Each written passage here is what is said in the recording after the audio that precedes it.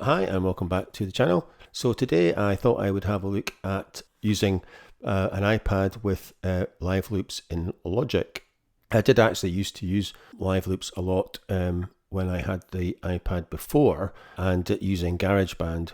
And then I think it was when 10.5 Logic came out, they actually incorporated live loops into Logic Pro as well. So one of the reasons is I was going to get a Novation Launchpad X to kind of control Logic and live loops.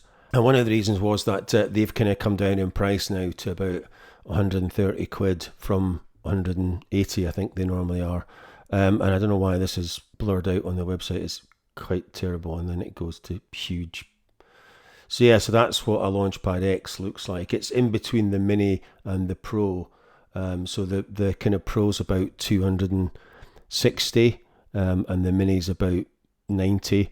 So this kind of sits in normally around about 170 to 80 pound, but at the moment it was on offer for about 130. So that was kind of why I was thinking of getting it. And then I thought, well, I could probably just use an iPad, and then it would give me access to a lot of other things on the iPad as well. Bloxwave and Launchpad is kind of some apps that I used to use, and were more or less the very first videos that I did when I launched the channel. Yeah, so I've got myself an iPad 7th gen, so it's a 10.2 size, and it is 2019, and it's a 32 gigabyte storage, and it is running 16.3, which is the latest version for iPad. And my Logic, I am running 10.6.3, because that is, I can't get 10.7 because I am running Catalina, and that is as far as I can go with this rather aging iMac. And for a bit of a change, because I've never really done anything orchestral with live loops. So what I've done is I've used samples called from the Courier section. So I've got brass, flutes, strings, timpani, more strings, and then I've got some cellos and violas from Trist, and a couple of the orchestral section. I've got a bass and some trombone, and then I've got a whole lot of classical ensembles. And this is kind of round about 75 BPM, and I am in kind of D major. That is the kind of idea behind this. I can sync the iPad with Logic, either Wi-Fi or with a cable. So I'm actually using both. So it's connected via Wi-Fi, and I've got a cable, so that's charged on the iPad at the same time.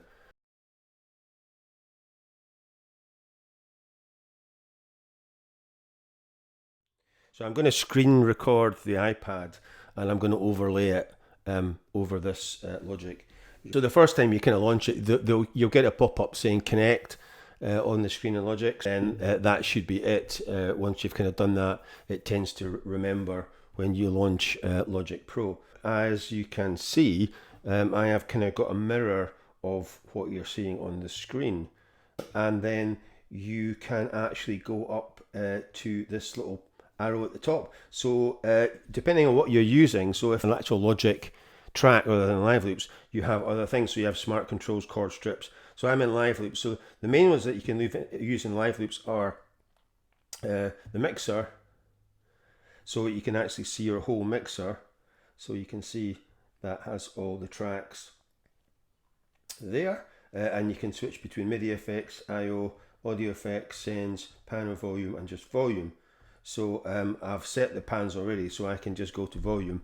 And if I play something, let's try playing a bit of Trist. So you can see that that is playing away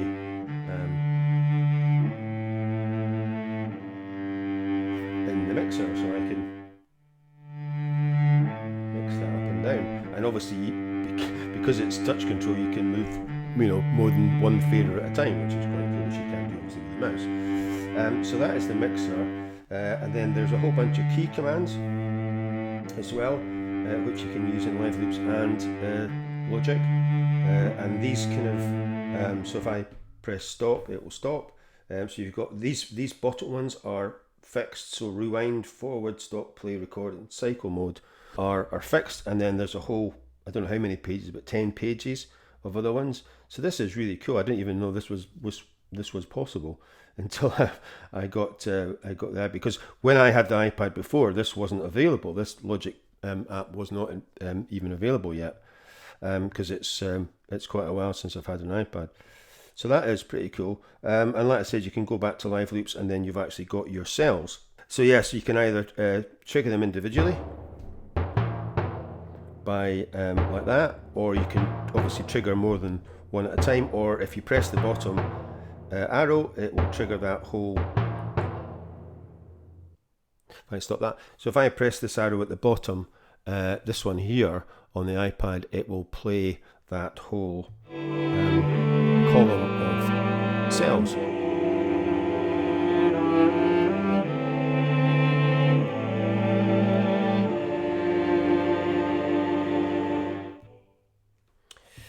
So that is, I mean, it obviously does allow you to control other things as well. So if I slide this along, I actually get the mute, solo, record, and individual faders, volume faders there as well. So that's a lot easier than having to switch between the mixer if it's just the volumes that you're wanting to change. The other thing is obviously you can bring in the effects. Now, this isn't actually working as it should do, because I should be able to control if I bring it up on screen.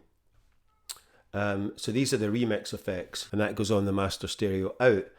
So if I play, say, the cello, now I should be able to control this from the iPad, but it doesn't. So I am actually pressing the app, so you can see it's not doing anything. But I should be able to, scroll around with my finger.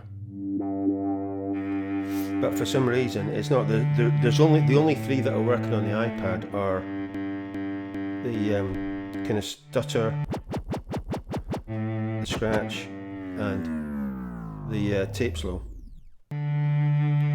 So the gator isn't working, and the two filters aren't working, that side or that side. You can see it kind of activates, but nothing happens. So I don't really know what the problem is. Hang on, I'll stop that.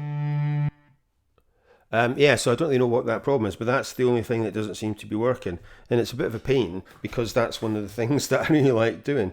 So I don't know. I mean, like I said, you can see it's triggering it, but it's not actually moving. So that's very weird. And I've checked various other videos, and it is possible. So whether or not it's something to do with my version of Logic, the videos that I've watched to maybe be running 10.7 or something. Anyway, so if you know why this is not working, you could let me know in the comments, and I can fix it, because it would be quite good to fix it. And that's it. It makes no sense why there's only 3 of them working. So that is the effects, and obviously you can access all the loops as well, and the settings. So you can set the tempo and signature. That brings down the kind of top menu, so you can record arm, and then you can set the quantizing for the cells. So we're in 1 bar quantizing for those, which is kind of standard. And like I said, I'll do another video that isn't live loops, showing you how to actually use the iPad with a Logic track with instruments and MIDI. So this is kind of the first one.